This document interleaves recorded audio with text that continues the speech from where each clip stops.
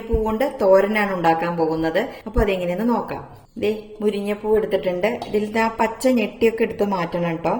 അങ്ങനെ ക്ലീൻ ചെയ്തെടുത്തതാണ്. നല്ല പോലെ ക്ലീൻ ചെയ്ത് വെള്ളമൊക്കെ വാർന്നെടുത്തതാണ്.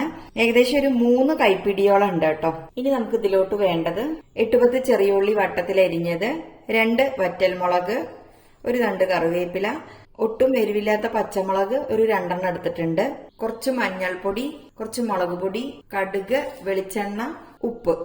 പിന്നെ നമുക്ക് ഇതിലോട്ട് കുറച്ച് തേങ്ങ മിക്സിയുടെ ജാറിലൊന്ന് ചതച്ചെടുത്തതാണ് കേട്ടോ. ഏകദേശം 1 കപ്പ് ഉണ്ട്. കാരണം നമ്മൾ 3 കൈപ്പിടിയോളം മുരിങ്ങയുടെ പൂവ് എടുത്തിട്ടുണ്ടല്ലോ. അപ്പോൾ 1 കപ്പ് തേങ്ങ ഒന്നങ്ങനെ ക്രഷ് ചെയ്തെടുത്തത്.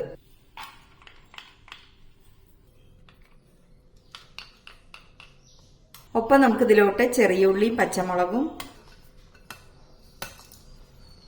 കുറച്ച് കറിവേപ്പില കൂടി ഇട്ട് കൊടുക്കാം. അതുപോലെ ഒരു നുള്ള് മഞ്ഞൾപ്പൊടി കൂടി ചേർക്കാം കേട്ടോ. മഞ്ഞൾപ്പൊടി നമുക്ക് ഇനി ബാക്കി ആ എണ്ണയിൽ കടുക് പൊട്ടിക്കുമ്പോൾ ചേർക്കാം. അപ്പോൾ കുറച്ച് ചേർക്കാം.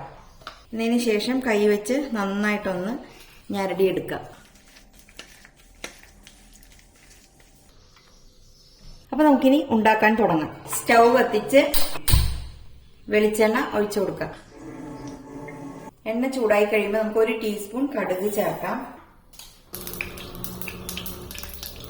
കടുക് പൊട്ടി കഴിയുമ്പോൾ നമുക്ക് ഈ വറ്റൽമുളകും ബാക്കിയുള്ള കറിവേപ്പില കൂടി ചേർത്ത് കൊടുക്കാം.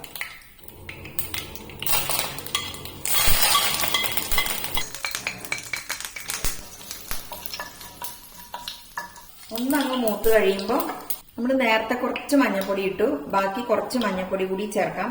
നമ്മൾ മൊത്തത്തിൽ ഒരു 1/4 ടീസ്പൂണൊക്കെ ഇട്ടാൽ മതിയാവും കേട്ടോ. അതുപോലെ ഒരു 1/4 ടീസ്പൂൺ മുളക് പൊടി കൂടി ചേർക്കാം. കാരണം നമ്മൾ പച്ചമുളക് ചേർക്കുന്നുണ്ടല്ലോ. ഇത് ജസ്റ്റ് ഒരു കളറിന് വേണ്ടി മാത്രമാണ് ഇടുന്നത്. ഒന്ന് എണ്ണയിലൊന്ന് മൂത്ത് കഴിയട്ടെ. ഇനി ഇതിലോട്ട് വെള്ളം ഒട്ടുമില്ലാതെ മുരിങ്ങപ്പൂ ചേർത്ത് കൊടുക്കാം.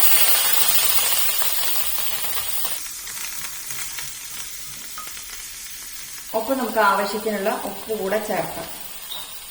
ഈ മുരിങ്ങപ്പൂ ഉണ്ടല്ലോ ഒരുപാട് അങ്ങോട്ട് വേവരുത് കേട്ടോ. ഒരു 1/4 ഭാഗം വേവുമ്പോഴാണ് അതിന് ടേസ്റ്റ് ഉണ്ടാവുള്ളൂ. അപ്പൊ നമ്മൾ ആ രീതിയിൽ വേണം ഇത് കുക്ക് ചെയ്തെടുക്കാൻ. ഒത്തിരി വെന്ത് കഴിഞ്ഞാൽ ടേസ്റ്റ് ഉണ്ടാവില്ല. നമ്മൾ ക്യാബേജ് ഉപ്പേരിയൊക്കെ വെക്കുമ്പോൾ ശ്രദ്ധിച്ചിട്ടില്ലേ, നല്ലോണം അങ്ങോട്ട് വെന്ത് കഴിഞ്ഞാൽ അതിന് ആ ടേസ്റ്റേ നഷ്ടപ്പെടും. നേരെ മറിച്ച് കുറച്ചൊരു ഇങ്ങനെ ക്രഞ്ചി ആയിട്ടൊക്കെ ഇരിക്കുമ്പോൾ അതിനൊരു ടേസ്റ്റ് കൂടുതലാണ്. അതുപോലെ നമ്മൾ ഒട്ടും വെള്ളവും ചേർക്കരുത് കേട്ടോ.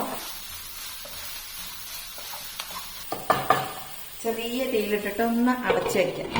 ഇടയ്ക്കിടയ്ക്കൊന്ന് ഇളക്കി കൊടുക്കണം കേട്ടോ. ഇതേ കണ്ടില്ലേ, ഈ ലിഡിൽ തന്നെ വെള്ളം ഉണ്ടാവും, അത് ഒഴിച്ചു കൊടുത്താൽ മതി. അതല്ലാതെ നമ്മൾ ഒഴിച്ചു കൊടുക്കേണ്ട ആവശ്യമില്ല.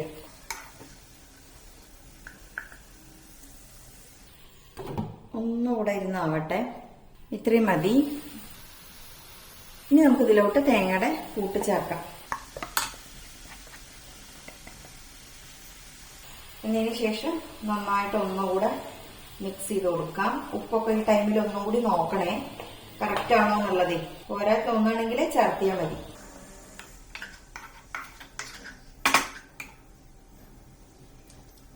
എനിക്ക് ഉപ്പ് പാകാം കേട്ടോ. വീണ്ടും നമുക്ക് ഒന്നുകൂടെ അടച്ചു കൊടുക്കാം. ആ ഉള്ളിയൊക്കെ ഒന്നങ്ങനെ കുഴഞ്ഞു വരണം. ഏകദേശം ഒരു 3-4 മിനിറ്റും കൂടി കുക്ക് ചെയ്തെടുക്കാം. ഇതിന് ഒരുപാട് ടൈമൊന്നും വേണ്ട കേട്ടോ. ഏകദേശം 5 മിനിറ്റ് കൊണ്ട് തന്നെ ഈ തോരൻ റെഡിയാവും. ഇപ്പൊ നിറയെ മുരിങ്ങയുടെ പൂ കിട്ടുന്ന സമയമാണല്ലോ. അപ്പൊ പൂ കിട്ടാൻ ചാൻസ് ഉള്ളവരൊക്കെ ഇതുപോലെ ഒന്ന് ഉണ്ടാക്കി നോക്കണേ. ഇനി ഇതുപോലെ ഉണ്ടാക്കിയിട്ട് നമുക്ക് ഇതിൽ മുട്ട ചിക്കി പൊരിക്കാം കേട്ടോ. നടുക്ക് കുറച്ച് ഗ്യാപ്പ് ഇട്ടിട്ടേ. ഈ ഒരു 3 കൈപ്പിടിക്ക് ഏകദേശം ഒരു 4-5 കോഴിമുട്ടയും കൂടി എടുത്തു കഴിഞ്ഞാൽ ഇതിനകത്ത് ഇങ്ങനെ ചിക്കി പൊരിച്ചു കഴിഞ്ഞാൽ അതിന് വേറെ ഒരു ടേസ്റ്റ് ആണ്. അപ്പൊ ഇതേ 2-3 മിനിറ്റ് ആയി. നമുക്ക് തുറന്ന് നോക്കാം. നല്ലൊരു മണമൊക്കെ വരുന്നുണ്ട് കേട്ടോ.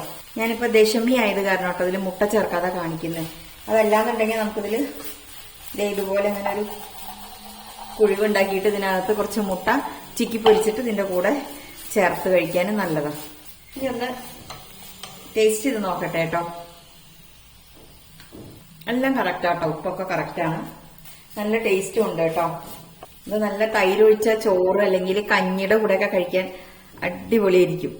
അപ്പൊ ഇത്രയും മതി. നല്ലോണം ഡ്രൈ ആയിട്ടുണ്ട്. ഇനി നമുക്ക് ഗ്യാസ് ഓഫ് ചെയ്തിട്ട് ഒരു സെർവിങ് ബൗളിലോട്ട് മാറ്റാം. അപ്പൊ എല്ലാവരും ഉണ്ടാക്കിയിട്ട് ഫീഡ്ബാക്ക് ഒക്കെ അറിയിക്കണേ. വീണ്ടും നല്ല നല്ല റെസിപ്പിയുമായി വരുന്നത് വരേക്കും ബൈ.